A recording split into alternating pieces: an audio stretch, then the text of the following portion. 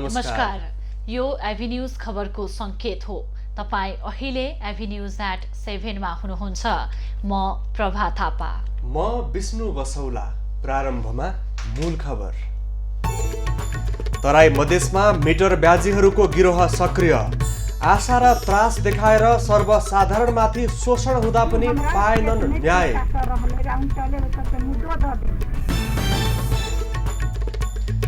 खरिद गरेको 5 महिना बितिसक्दा पनि रेल सञ्चालन गर्न सरकार असफल। करिब 85 करोडमा किनेको रेल कबाडी बन्दै। देशभरका कारागारको अवस्था अझै उस्तै। लाखौं खर्च गरेर बनाइएका कारागार सुधार प्रतिवेदन कागजमै सीमित। कैदीको अवस्था नाजुक।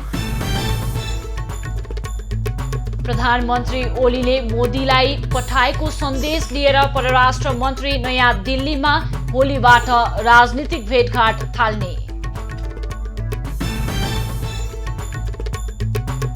भ्रष्टाचारको अभियोगमा दक्षिण कोरियाका पूर्व राष्ट्रपति पार्कलाई 20 वर्षको जेल सजाय, $18 बिलियन जरिवाना। प्रहरी हिरासतमा एक युवकको मृत्यु भएपछि ब्रसेल्समा हिंसात्मक प्रदर्शन। राजा फिलिपको गाडीमा समेत आक्रमण।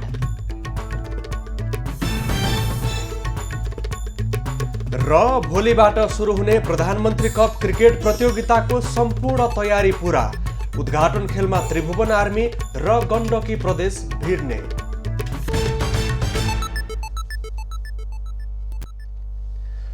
प्रभा, वर्तमान प्रधानमन्त्री केपी ओलीको अघिल्लो कार्यकालदेखिकै सपना हो नेपालीहरूलाई रेल चढाउने सपना। कहिले पूर्व पश्चिम रेल, कहिले केरुङ काठमाडौँको रेल, कहिले मोनोरेल, कहिले मेट्रो रेल, यस्ता कुरा नेपालीहरूले धेरै सुने।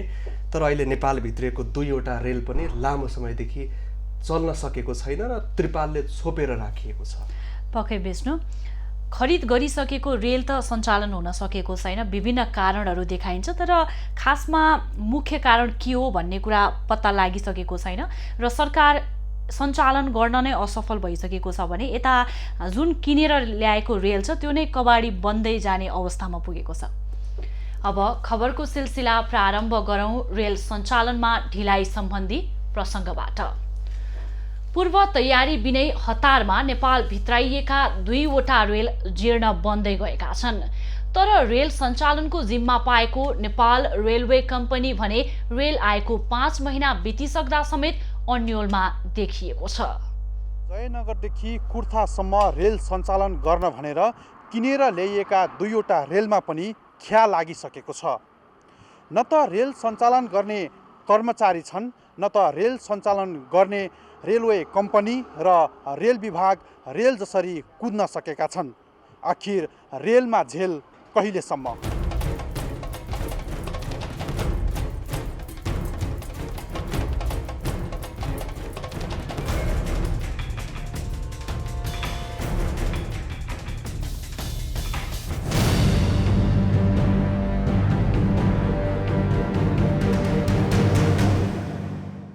करोडौं लगानी गरेर नेपाल भित्राइएका 2वटा रेल यति बेला बिग्रिने अवस्थामा पुगेका छन्। करिब 84 करोड 65 लाख रुपैयाँमा खरिद गरिएको 2वटा रेल गत असोज 2 गते जनकपुर ल्याइएको थियो। त्रिपालले छोपेर राखिएका ती रेलमा यति बेला खिया लाग्न थालेको छ। तर रेल सञ्चालनको जिम्मा पाएको नेपाल रेलवे कम्पनी भने अहिलेसम्म अन्योलमा देखिन्छ। 1 महिनाभित्र रेल सञ्चालन गर्ने बताएका रेल विभाग र रेलवे कम्पनीले रेल आएको 5 महिना बितिसक्दा समेत चलाउन नसक्ने अवस्थामा पुगेका छन्। थप अब स्थायी नियुक्ति गर्ने हुँदाखेरि अरू मान्छे अरू पनि इन्ट्रेस्टेड हुन सक्छन्, उनको निम्ति पनि अवसर दिनु पर्यो हैन। त्यसपछि चाहिँ त्यो प्रक्रिया अगाडि बढ्ला। तर अब रेल हामीसँग आइसकेको छ। अब त्यो प्रक्रियाबाट हामीलाई कर्मचारी पदपूर्ति हुन्जेलसम्म त धेरै समय लाग्छ। रेल सञ्चालन गर्ने जिम्मा पाएको रेलवे कम्पनी रेलकै गतिमा दौडनु पर्ने हो, तर त्यसको ठीक उल्टो कछुवाको गतिमा छ। 35 किलोमिटर रेल सञ्चालन गर्न करिब 200 कर्मचारी आवश्यक पर्छ। तर यति बेला कम्पनीमा 12 जना मात्रै कर्मचारी छन्। रेल सञ्चालन त परै जाओस्, कम्पनीले रेल सञ्चालनको लागि आवश्यक पर्ने बाँकी कर्मचारी समेत भर्ना गर्न सकेको छैन। यो त बिल्कुल नयाँ चिज छ।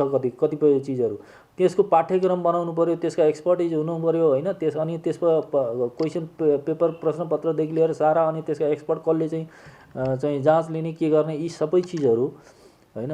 यो चाहिँ व्यवस्था नभइकन त्यसै चाहिँ हुने कुरा भएन। त्यस कारण यसलाई समय लिन्छ। खरिद गरेर ल्याइएका रेल समेत सञ्चालन गर्न नसकेको रेलवे कम्पनीले भने आफू निकटका मान्छे करारमा भर्ना गर्ने योजनामा छ। तर करारमा कर्मचारी राख्न कार्यविधि अनुसार नमिल्ने भन्दै लोक सेवा आयोगले रोकेपछि रेल सञ्चालन थप अनिश्चित बनेको छ। एभिन्यूज खबरका लागि क्यामेरामा मनोज खड्काको साथमा सरोज पौडेल, काठमाडौँ।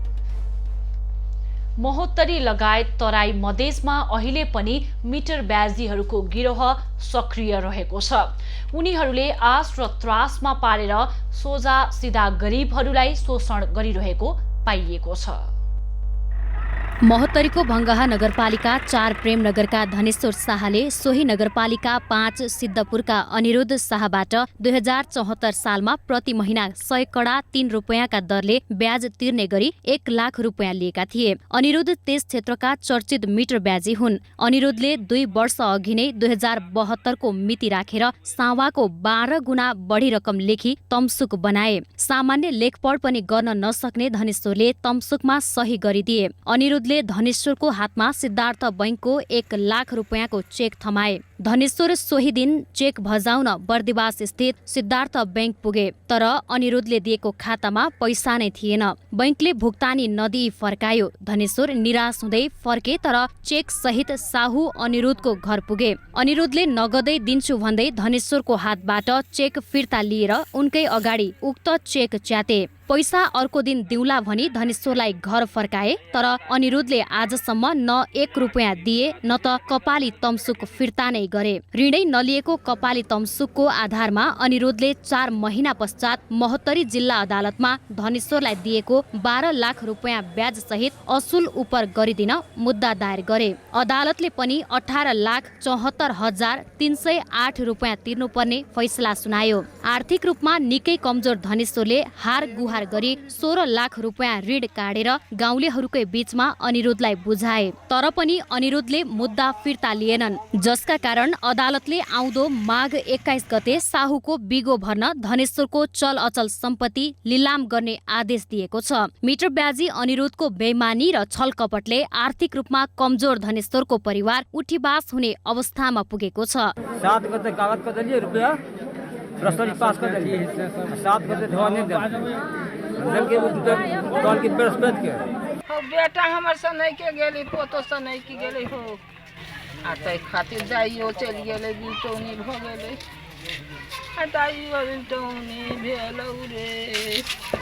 50,000 तो हमर बेटा बउआ लेनी, बउआ के नाम से मुद्दा कैनी, हमरा बच्चा के नाम से मुद्दा कैनी।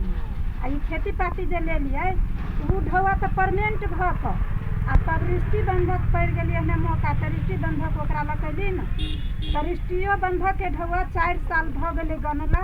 आ उ हमरा खेत नहीं फिरता कर रहले, राउन चले हो त मुद्दो द देल।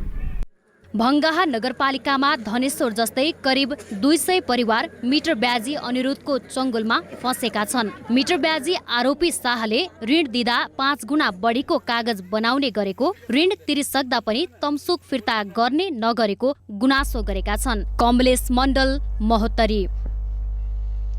कोरोनाको जोखिम कायम रहेका बेला देशका अधिकांश कारागारमा सयौंको संख्यामा कैदीबन्दी एउटै कोठामा बस्न बाध्य छन्।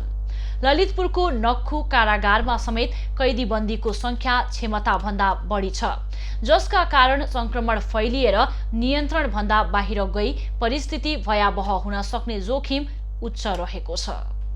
45 रोपनी क्षेत्रफलमा रहेको ललितपुरको नक्खु कारागारमा मात्रै 1585 जना कैदी छन्, जुन कारागारको क्षमता 1200 मात्र रहेको छ। त्यस्तै कारागार सुरक्षा र व्यवस्थापनका लागि थप 1800 जना कर्मचारी नक्खु कारागारमा रहेका छन्, दैनिक रूपमा कैदीबन्दीलाई भेट्न पुग्ने आफन्तको भिड पनि कारागारमा उत्तिकै हुने गर्छ। क्षमताभन्दा बढी कैदी हुँदा कारागारमा खान, बस्न, सुत्न र शौचालयको अभाव चरम छ। जीर्ण कारागारका साँघुरा कोठामा कैदीबन्दीहरू कोचिएर बस्नुपर्ने बाध्यता भएपछि सामाजिक दूरी कायम गर्ने कुरा कल्पना मात्र गर्न सकिन्छ, जसका कारण कोरोना लगायत सरुवा रोग सर्ने जोखिम पनि त्यत्तिकै छ। न्यूनतम पनि स्वास्थ्य सामग्री नहुँदा कैदीलाई अदालतमा हाजिर गराउन र अस्पताल लैजाने समस्या परेको प्रशासनको गुनासो छ। पटक पटक सरकारसँग माग गर्दा पनि स्वास्थ्य सामग्री नआएपछि कारागार प्रशासनले विभिन्न सङ्घ संस्थाहरूलाई गुहार माग्न थालेका छन्। कुराहरू व्यवस्थापन गर्नको लागि धेरै नै चुनौती हामीलाई यो अवधिमा रह्यो र त्यसको लागि हामीलाई आर्थिक रूपमा थप बजेटको व्यवस्था नेपाल सरकारबाट चाहिँ भएन।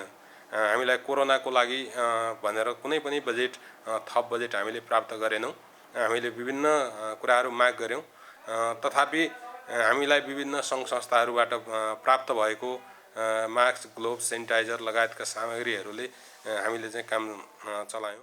स्वास्थ्य सेवा विभागले कोरोना नेपाल आएको 9 महिनामा 2 पटक मात्र कैदीबन्दीहरूको स्वास्थ्य परीक्षण गरेको छ। त्यसमा पनि झन्डै 1600 मध्ये 400 जना कैदीबन्दीको मात्र स्वास्थ्य परीक्षण गरेको छ, जसमध्ये 45 जनालाई कोरोना पोजिटिभ पुष्टि भएको थियो। कैदीबन्दीको मात्र होइन, कारागार सुरक्षाका लागि खटिएका सुरक्षाकर्मीको हालत पनि उस्तै छ। स्वास्थ्य सामग्रीको अभावमा उनीहरूको पनि परीक्षण हुन सकेको छैन। चुनौती कस्तो रह्यो भने हाम्रो यहाँभित्र आन्तरिक उसमा त हाम्रो केही समस्या भएन। जस्तो हामी अस्पताल लैजान्छौँ, अदालत लैजान्छौँ, त्यो अवस्थामा चाहिँ अब अस्पतालमा चाहिँ जोसुकै मान्छेको पनि एभाइलेबल हुने भए हुनाले जोसुकै मान्छे पनि आउन सक्ने अवस्था रह्यो। त्यो बेला चाहिँ मान्छे अब कहाँबाट आउने त्यो निश्चित हुँदैन थियो। त्यो बेला चाहिँ कसरी बच्ने, कसरी सुरक्षित पार्ने भन्ने त्यो किसिमका चुनौतीहरू रहे। कारागार व्यवस्थापन विभागले कैदीबन्दीका आफन्त र अन्यलाई भेटघाटमा नियमन गरेको बताएको छ। तर कारागारभित्र 20 बेडको आइसोलेसन वार्ड प्रयोगमा ल्याउने विभागको योजना सफल हुन सकिरहेको छैन। सरकारले बेलैमा कारागारभित्रको भौतिक संरचनामा ध्यान नदिने हो भने कारागारभित्र संक्रमण फैलिएर नियन्त्रणभन्दा बाहिर गई परिस्थिति भयावह हुन सक्ने बताएका छन्। नेपाल भारत परराष्ट्र मन्त्री स्तरीय संयुक्त आयोगको 6औं बैठकमा भाग लिन परराष्ट्र मन्त्री प्रदीप गेवाली भारतको दिल्ली पुगेका छन्। मन्त्री गेवाली बिहिबार दिल्ली पुगेका हुन्। 3 दिने भ्रमणका क्रममा मन्त्री गेवालीले उच्च पदस्थ भारतीय अधिकारीहरूसँग पनि छलफल गर्ने परराष्ट्र मन्त्रालयले जनाएको छ। संयुक्त आयोगको बैठकमा सीमा, व्यापार, पारवहन लगायतका विषयमा छलफल हुनेछ। त्यस्तै कोभिड विरुद्धको खोपमा नेपाल भारत सहकार्यको मोडालिटी बारे पनि छलफल हुनेछ।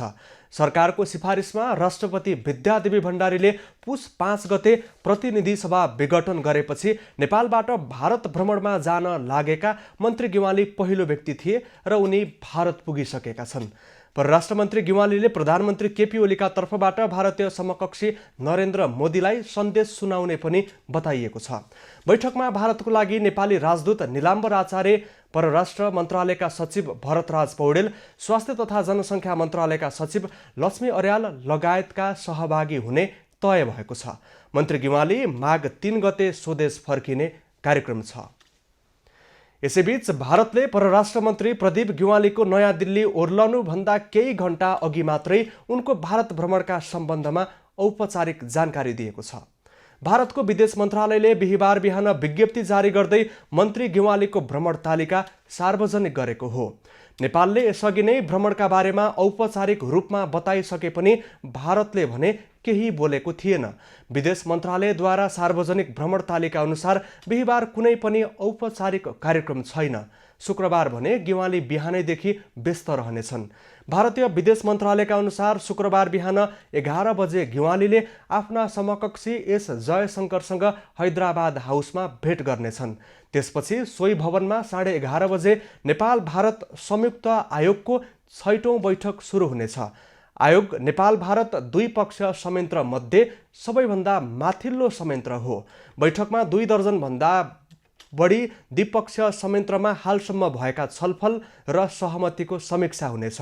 स्रोतका अनुसार बैठकमा नेपालले सीमा, इपिजी, व्यापार, ऊर्जा, कनेक्टिभिटी लगायतका विषयलाई प्राथमिकता दिने बताइएको छ।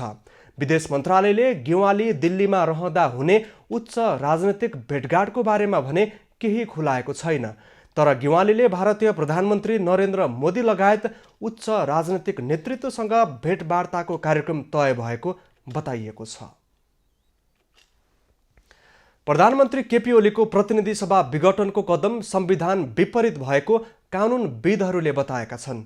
बिहिबार काठमाडौँमा आयोजित कार्यक्रममा कानुनविदहरूले प्रधानमन्त्री केपी ओलीलाई संविधानले संसद विघटनको अधिकार नदिएको बताएका छन्।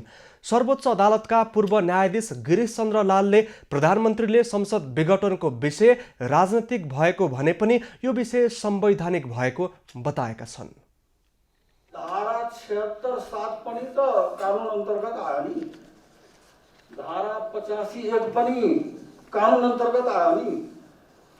अनि यो राजनीतिक कुरा मात्र कसरी हुन्छ? राजनीतिक कुरा पनि हो यो, तर राजनीतिक कुरा मात्र कसरी हुन्छ? यो त संवैधानिक कुरा पनि भयो नि। जब चाहिँ संविधानविद डाक्टर चन्द्रकान्त गेवालीले संसदले सरकारको नीति, कार्यक्रम, बजेट सबै पास गरिदिएको साथै नेपालको नक्साको विषयमा संविधान संशोधन समेत गरिदिएको अवस्थामा प्रधानमन्त्री ओलीको संसदसँग विश्वास कायम रहेको बताए। विश्वास मत या आवश्यक प्रस्ताव पारित गरेको छैन, नीति प्रोग्राम बजेटहरू पारित गरिदिसकेको छ र संविधान पनि संशोधन गरिदिएको छ। नक्सा चुच्चे नक्सा प्रधानमन्त्रीले ल्याएको नक्सा पनि पारित गरिदिएको छ भने बिल पनि अब सकिन्छ। त्यो पारित गरिदिसकेको छ नि, प्रधानमन्त्री र संसद बीचमा सम्बन्ध कायम छ।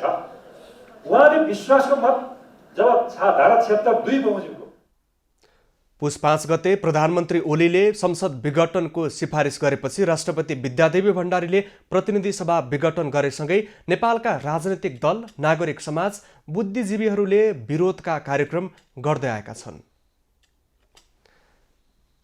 संसद विघटनको विरोधमा नेपाली कांग्रेसको विद्यार्थी संगठन नेवी संघले बिहिबार काठमाडौँको माइती घरमा विरोध प्रदर्शन गरेको छ। संसद विघटन अलोकतान्त्रिक र असंवैधानिक भएको भन्दै विद्यार्थीले कालो पहिरन र मुखमा कालो मास्क लगाएर विरोध प्रदर्शन गरेका हुन्। असंवैधानिक कदम खारेज।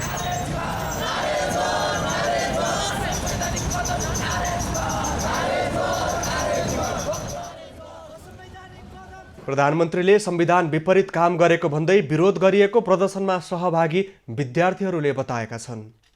यो असंवैधानिक कदम हाम्रो न्यायालयप्रतिको भरोसा छ। लोकतन्त्रमा शक्ति पृथकीकरणको सिद्धान्त हुन्छ, न्यायालय छुट्टै हुन्छ, व्यवस्थाकीय छुट्टै उसका अधिकारहरू हुन्छन्, सीमाहरू हुन्छन्, त्यस्तै कार्यपालिकाको सीमाहरू हुन्छ। आज अदालत कतै कार्यपालिकाको छाया त बन्दैन भन्ने हामीलाई शङ्का उब्जिएको छ। जुन बेलासम्म भ्रष्टाचार पनि सेटिङमा चलाउन सके, जुन बेलासम्म लेनदेन पनि सेटिङमा चलाउन सको, जुन बेलासम्म कालो कोठामा नेपाली नागरिकलाई जोक्कर बनाएर आफ्नो नाफा, आफ्नो भ्रष्टाचारको लेनदेन चल्यो, त्यो बेलासम्म भ्रष्टाचारको लेनदेनमा चलेका र लेनदेन नमिलेर अहिले फुटेका माकुने र प्रचण्डहरूलाई पनि गणतन्त्र र संहिताको माया छैन, जुन नेपाली काङ्ग्रेस र नेपाल विद्यार्थी सङ्घलाई छ। उनीहरूले सरकारको अधिनायकवाद र प्रतिगामी कदम फिर्ता नभएसम्म विरोधका कार्यक्रमलाई निरन्तरता दिने जनाएका छन्। नेपालमा थप 403 जनामा कोरोना संक्रमण पुष्टि भएको छ। पछिल्लो 24 घण्टामा 5032वटा नमुना PCR विधिबाट परीक्षण गर्दा 242 जना पुरुष र 161 जना महिलामा संक्रमण देखिएको छ।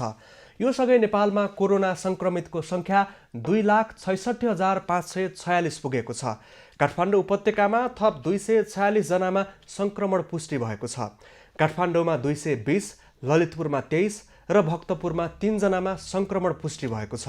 प्रदेश 1 मा 20, प्रदेश नम्बर 2 मा 1, बागमती प्रदेशमा 242, गण्डकी प्रदेशमा 61, लुम्बिनीमा 62, गण्डकीमा 8 र सुदूरपश्चिम प्रदेशमा 9 जनामा संक्रमण देखिएको छ। अहिले देशभर 4426 जना सक्रिय संक्रमित छन्। तीमध्ये 1124 जना संस्थागत र 3302 जना होम आइसोलेसनमा रहेका छन्। त्यस्तै 152 जनाको आइसियु र 33 जनाको भेन्टिलेटरमा उपचार भइरहेको छ। त्यस्तै 405 सङ्क्रमित निको भएका छन्। हालसम्म नेपालमा 2,60,177 जना सङ्क्रमित निको भएका छन्। कोरोना सङ्क्रमण मुक्त हुनेको सङ्ख्या 97.6% रहेको छ। हाल नेपालमा 231 जना क्वारेन्टिनमा रहेका छन्। हालसम्म नेपालमा कोरोना सङ्क्रमण पहिचानको लागि 20,02,041 वटा नमुना PCR विधिबाट परीक्षण गरिएको छ। त्यस्तै कोरोनाका कारण थप 6 जनाको मृत्यु भएको छ। यो सँगै नेपालमा कोरोनाका कारण मृत्यु हुनेको सङ्ख्या 1943 पुगेको छ। नेपालमा कोरोना भाइरसको सङ्क्रमणका कारण मृत्यु हुनेको दर 0.7% मात्रै रहेको छ। प्रभा, आज माघको 1 गते, माघको 1 गतेलाई माघे सङ्क्रान्ति पनि भन्ने गरिएको छ, मकर सङ्क्रान्तिको रूपमा पनि व्याख्या गर्ने गरिएको छ। विभिन्न समुदाय र जातीय क्षेत्रमा यसलाई फरक तरिकाले पनि मनाउने गरिन्छ। पक्कै विष्णु, आज माघे सङ्क्रान्ति हर्षोल्लासका साथ मनाइएको छ र विशेष गरी घिउ चाकु, तिलको लड्डु र तरुल खाई यस पर्वलाई मनाइने गरिन्छ। अब यसै सम्बन्धी थप खबर। आज माघे सङ्क्रान्ति अर्थात् मकर सङ्क्रान्ति देशभरका नदी, दोभान तथा त्रिवेणीमा स्नान र देव मन्दिरमा पूजापाठ गर्नुका साथै घिउ चाकु, तिलको लड्डु र तरुल खाई यस पर्व मनाइएको छ। आज माघे सङ्क्रान्ति देशभरका नदीनाला, ताल, तलाउ र त्रिवेणी लगायतका स्थानहरूमा स्नान र पूजाआजा गरी यो चाड मनाइँदैछ। ज्योतिष शास्त्र अनुसार माघे सङ्क्रान्तिदेखि सूर्य धनु राशिबाट मकर राशिमा प्रवेश गरी उत्तरायण हुने हुनाले यो चाडलाई मकर सङ्क्रान्ति पनि भन्ने गरिन्छ। माघे सङ्क्रान्ति, मकर सङ्क्रान्ति, माघी आदि नामले चिनिने माघे सङ्क्रान्ति नेपालको एक प्रमुख चाड हो। यस दिन नेपालभरका विभिन्न नदीनाला, पोखरी लगायतका स्थानमा गई पूजाआजा गर्ने तथा घिउ, चाकु, तिलको लड्डु र तरुल लगायतका कन्दमूल खाने समेत गरिन्छ। माघे सङ्क्रान्तिका दिन पशुपतिनाथ, देवघाट, बराह क्षेत्र, रिडी, पनौती, दोलालघाट, कन्काई लगायतका विभिन्न स्थानमा स्नान, दान आदि गर्न भक्तजनको ठूलो भिड लाग्छ।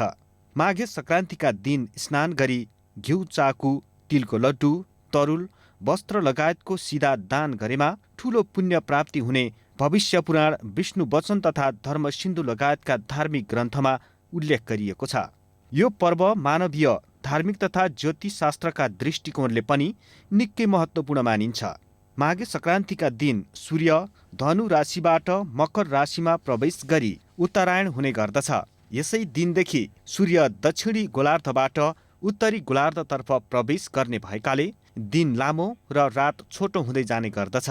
शिशिर ऋतुको चिसोमा पर्ने माघे सङ्क्रान्तिमा शरीर शुद्ध गरी घिउ, चाकु, तिल, लड्डु, तरुल खानाले शरीरमा तातोपना र रगत बन्ने विश्वास समेत रहँदै आएको छ। माघे सङ्क्रान्तिलाई थारू समुदायले नयाँ वर्षको रूपमा मनाउँदै आएका छन्।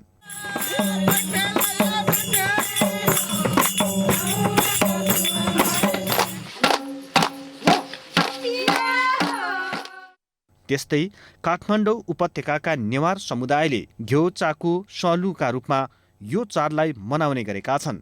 यस दिन नेवार समुदायले बिहानै घरमा चोखो नितो गरी दान गर्ने र आमाहरूले आफ्ना बच्चालाई तालु र कानमा तेल लगाइदिने चलन छ।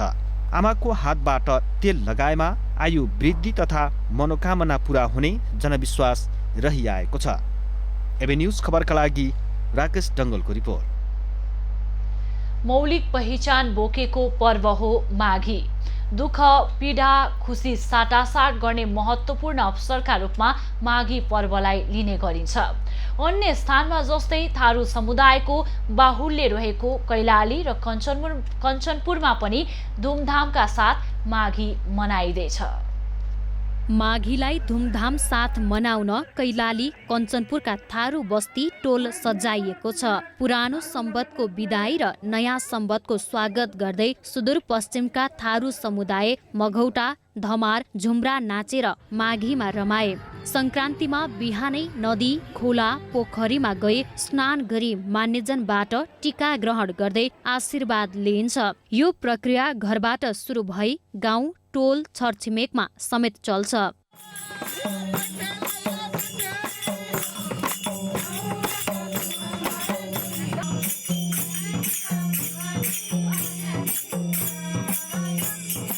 महिलाहरू घर घरमा गई मघौटा नाच्दै रमाइलो गर्ने गर्छन्। यस अवसरमा थारू समुदायका विभिन्न लोक संस्कृति झल्किने एकल तथा सामूहिक नाचगान पनि गरिन्छ।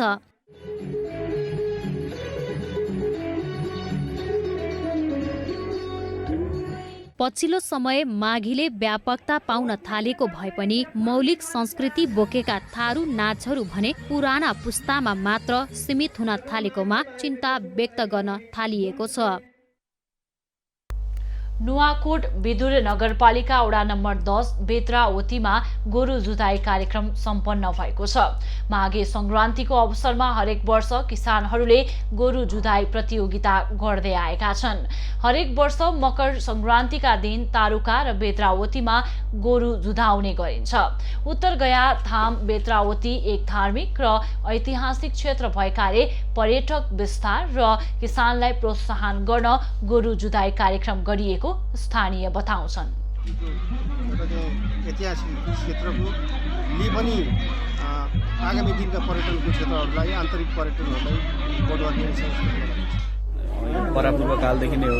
तर हामीले गोसाइकुण्ड युवा क्लबले व्यवस्थित रूपमा यो गोरु जुधाई प्रदर्शनी आयोजना गरेको चाहिँ लगभग 15 वर्ष जति भयो।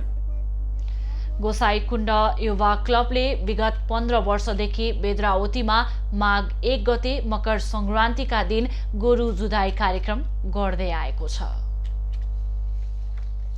पूर्वी नवलपरासीको विनय त्रिवेदी गाउँपालिकामा रहेको नारायणी नदीमा मकर संक्रान्ति नुहाउने श्रद्धालु भक्तजनको दिनभर भिड लाग्यो। माघ 1 गते अर्थात् मकर संक्रान्तिका दिन दक्षिणबाट सूर्य उत्तरायणमा जाने भएकाले यो दिन स्नान गर्नाले पुण्य प्राप्ति हुने विश्वासका साथ भक्तजनहरू बिहानैदेखि त्रिवेणी पुग्ने गर्दछन्। नारायणी नदीमा स्नान गरी शिवालयमा पूजा अर्चना गर्नुका साथै दान दक्षिणा गर्ने प्रचलन रहेको छ। बिहीबासरेको दिन मकर संक्रान्ति लागेको हो। यस हुनाले देश विदेशको मान्छे मकर संक्रान्ति नहाउन आउँछन्। माघे संक्रान्तिका दिन त्रिवेणीमा नुहाउँदा रोग व्याधि हटी दुःख नाश हुने धार्मिक विश्वास रहेको छ। पाल्पा गुल्मी र स्याङ्जा जिल्लाको संगमस्थल रुरु क्षेत्रधाम रिडीमा आजदेखि माघे संक्रान्ति धार्मिक मेला लागेको छ। परम्परादेखि नै काली गण्डकी रुरु क्षेत्रधाम रिडीमा जेठी माइली र कान्छी संक्रान्तिको रूपमा धार्मिक मेला लाग्दै आएको छ। यस वर्ष कोभिड-19 को कारण रमाइलो मेला नभए पनि धार्मिक मेला भने रोकिएन। रुरु क्षेत्रधाम रिडीमा भक्तजनहरू बिहानैदेखि स्नान गर्ने र ऋषिकेश भगवानको दर्शनको लागि जुटेका छन्। माघे संक्रान्तिको अवसरमा काली गण्डकीमा स्नान गर्नाले अन्जानमा गरेका सम्पूर्ण पाप नाश हुने, मृत्युपछि स्वर्गमा वास हुने जनविश्वास रहेको छ। माघे संक्रान्तिको अवसरमा पोखराको वडा नम्बर 17 स्थित ढुङ्गे साङ्गुमा ऐतिहासिक मेला लागेको छ। आज बिहानैदेखि सुरु भएको मेला भर्नका लागि कास्की मात्र नभई छिमेकी जिल्लाहरू तनहु, पर्वत, लमजुङ, स्याङ्जादेखि श्रद्धालु भक्तजन एवं दर्शकहरू आएका छन्। सेती नदी स्नान र घरायसी सामग्रीहरू किनमेलका लागि वर्षौंदेखि सो स्थानमा मेला लाग्दै आएको छ। कोरोना महामारीका बेला समेत भक्तजनहरू सेती नदी स्नान सहित मेला भर्नका लागि ढुङ्गे साङ्गु पुगेका छन्। स्नान पश्चात सेती नदीको पवित्र जलघरमा समेत लिएर आउने गरिन्छ। भजन कीर्तन लगायत मगर संस्कृति, नेवार संस्कृति, स्नान संस्कृति लगायत बहुसांस्कृतिक जात्राका रूपमा समेत ढुङ्गे साङ्गु मेला परिचित छ। नेकपा दाहाल नेपाल पक्षका अध्यक्ष माधव कुमार नेपालले देशको आर्थिक विकासको लागि प्राथमिकताका क्षेत्रहरू तोक्नुपर्ने आवश्यकता रहेको बताएका छन्। बिहिबार काठमाडौँमा आयोजित एक कार्यक्रममा अध्यक्ष नेपालले देशको आर्थिक विकासको निम्ति प्राथमिकताको क्षेत्रहरू किटान गरेर अघि बढ्नुपर्ने बताएका हुन्। नेपाल कृषि प्रधान देश भएकाले कृषिलाई पहिलो प्राथमिकता दिँदै ऊर्जा र पर्यटन क्षेत्रलाई प्राथमिकतामा राखे देशको आर्थिक विकासमा टेवा पुग्ने उनको भनाइ छ। देशको विशेषताको आधारबारे हाम्रा कतिवटा क्षेत्रहरू हाम्रा आर्थिक विकासका क्षेत्रहरू के छन्। त्यसमध्ये हाम्रो देशमा जो कृषि प्रधान भनिएको देशमा, कृषि आधारित अर्थतन्त्र भएको देशमा, कृषि आधारित जनशक्तिहरू रहेको देशमा कृषिले नै पहिलो प्राथमिकता पाउँछ। अर्थात् तपाईँले एउटा स्टेप चढ्दै जानुपर्नेछ।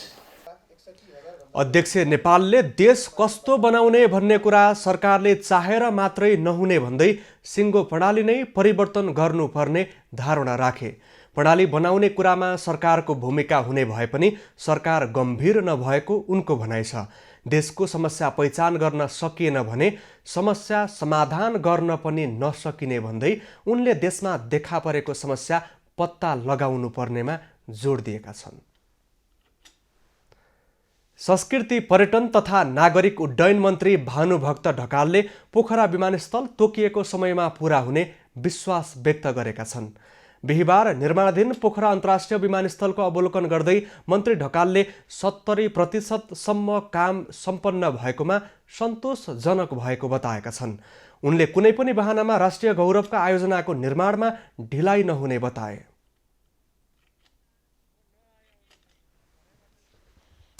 अन्य यो पक्षसँग जोडिएका कतिपय पक्षहरू छन्। त्यस समयक्रममा हामीले हाम्रो पहलकदमी, हाम्रो प्रयास गरेर सम्बन्धित पक्षहरूको ध्यान आकर्षण गराएर यसलाई हामी सम्भव भएसम्म निर्धारित समयभित्र नै प्रयोगमा ल्याउने गरी अधिकतम रूपमा हामी लाग्छौँ। सो अवसरमा विमानस्थलको निर्माण प्रगतिबारे जानकारी गराउँदै आयोजना प्रमुख इन्जिनियर विनेश मुनकर्मीले कोरोनाका कारण काममा केही ढिलाइ भए पनि आयोजना निर्धारित समयमा सम्पन्न हुने बताए। विमानस्थलको करिब 51% वित्तीय प्रगति भएको छ। उनले तोकिएको काम सम्पन्न भएपछि मात्रै ठेकेदारलाई पूरा भुक्तानी दिइने भएकाले तत्काल वित्तीय प्रगति कम देखिए पनि भुक्तानी गर्ने समयसम्ममा वित्तीय प्रगति स्वतः माथि पुग्ने बताएका छन्। जुन इनर बेसको रोड छ त्यसमा चाहिँ अब हाम्रो सब बेस र बेसको डिजाइनको काम सम्पन्न भएर अब चाहिँ हामी अन्तिम चरणको चाहिँ हाम्रो आसफाल्ट कम्प्लिटिङ पिच भन्छ, हामी त्यसलाई ब्ल्याक टप भन्छौँ, त्यो हामी गर्दैछौँ। विमानस्थलको हाल 2500 मिटरको धावन मार्ग, एटीसी टावर, 7वटा भवन, एउटा ह्याङ्गर लगायतका निर्माण कार्य सम्पन्न भएका छन्। विमानस्थल निर्माणमा अहिले 160 चिनिया र 60 नेपाली गरी 220 कामदार खटिएका छन्। कमल पोखरी पुनर्निर्माणमा जनचासो आएसँगै काठमाडौँ महानगरपालिकाले स्थानीयसँगको छलफलमै कमल पोखरीको संरचना बनाउन लागेको बताइएको छ। कमल पोखरीको पुनर्निर्माणमा ऐतिहासिक तथा पुरातात्विक महत्त्वलाई मास्दै ढुङ्गा तथा सिमेन्टको प्रयोग गरिएको जनगुनासो बढेपछि महानगरको पछिल्लो भनाइ आएको हो।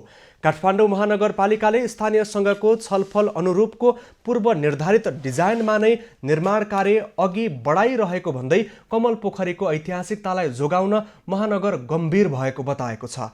कमल पोखरीमा छठ पूजा गर्न मण्डप निर्माण गर्नको लागि स्थानीयसँगकै सहमतिमा पोखरीको चारैतर्फ घाट निर्माण गर्दा केही ढुङ्गा र सिमेन्ट प्रयोग गर्नु परेको महानगरको भनाइ छ।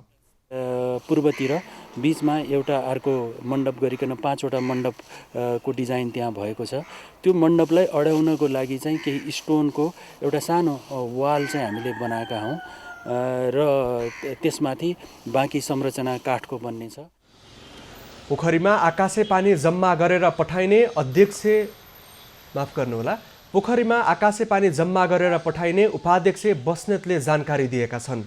पानीलाई जमेर बस्न नदिने गरी पोखरीमा पानी भित्रिने तथा बाहिरिने व्यवस्था पनि गरिने बताइएको छ। त्यहाँ यो आकाशबाट जुन पानी पर्छ त्यही पानीलाई नै एउटा च्यानलको माध्यमबाट त्यहाँ पठाइएको अवस्था छ र त्यसको आउटलेट पनि भएको अवस्था छ।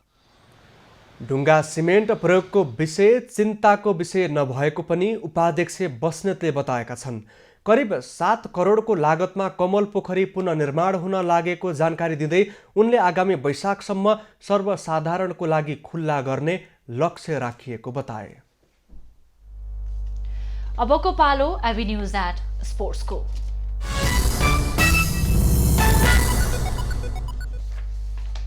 नेपाल क्रिकेट सङ्घको आयोजनामा हुन लागेको प्रधानमन्त्री कप पुरुष 1 दिवसीय क्रिकेट प्रतियोगिताको सम्पूर्ण तयारी पूरा भएको छ। नेपाल क्रिकेट सङ्घका अध्यक्ष चतुर बहादुर चन्दले प्रतियोगिताको सम्पूर्ण तयारी पूरा भएको जानकारी दिएका हुन्।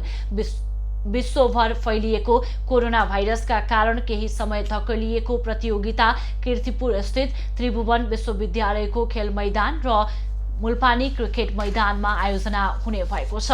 शुक्रबारबाट हुने प्रतियोगिताको पहिलो खेलमा विभागीय टोली त्रिभुवन आर्मी क्लब र गण्डकी प्रदेश बीच प्रतिस्पर्धा हुँदैछ। माघ 17 गतेसम्म चल्ने प्रतियोगितामा 7 प्रदेश र 3 विभागीय टिम गरी कुल 10 टोली आम्ने सामने हुनेछन्। प्रतियोगितामा सहभागी 10 टोलीलाई ए र बी समूहमा विभाजन गरिएको छ। समूह ए मा Tribhuvan army club, APF club, Gandaki प्रदेश, प्रदेश 1 र कर्णाली प्रदेश रहेका छन् भने समूह बी मा विभागीय टोली नेपाल पुलिस क्लब, बागमती प्रदेश, लुम्बिनी प्रदेश, प्रदेश 2 र सुदूरपश्चिम प्रदेश समावेश रहेका छन्। नेपाल ओपन अन्तर्राष्ट्रिय भर्चुअल पुम्से तथा high kick speed taekwondo championship माघ तेस्रो साता आयोजना हुने भएको छ। कुल 6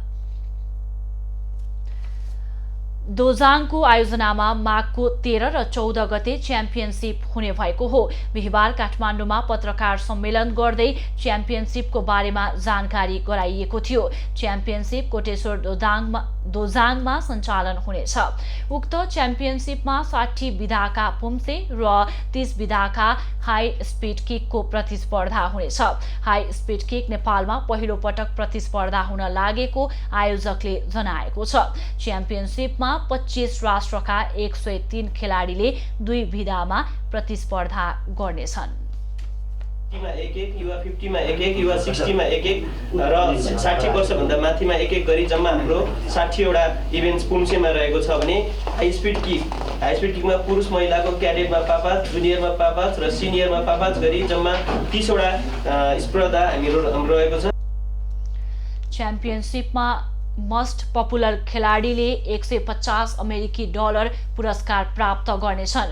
युट्युबमा सर्वाधिक हेरिएको खेलाडीको भिडियोको आधारमा मोस्ट पपुलर खेलाडी चयन हुनेछ। उत्कृष्ट महिला र पुरुष खेलाडीले $100 अमेरिकी पाउनेछन्।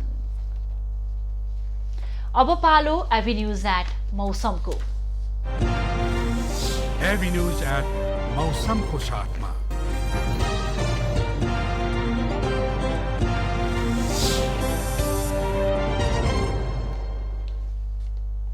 पछिल्लो 24 घण्टामा देशका अधिकांश स्थानको मौसममा आंशिकदेखि सामान्य बदली रह्यो। आज राति कर्णाली र सुदूरपश्चिम प्रदेशका आंशिक भूभागको मौसममा बदली रहनुका साथै प्रदेश नम्बर 1 का थोरै स्थानमा हल्का वर्षाको सम्भावना रहेको जल तथा मौसम पूर्वानुमान महाशाखाले जनाएको छ। आज काठमाडौँ उपत्यकाको अधिकतम तापक्रम 18 डिग्री सेल्सियस र न्यूनतम तापक्रम 7 डिग्री सेल्सियस मापन गरियो। आज देशभरको मौसम कस्तो रह्यो त? हेरौं देशका विभिन्न स्थानको मौसमी अवस्था।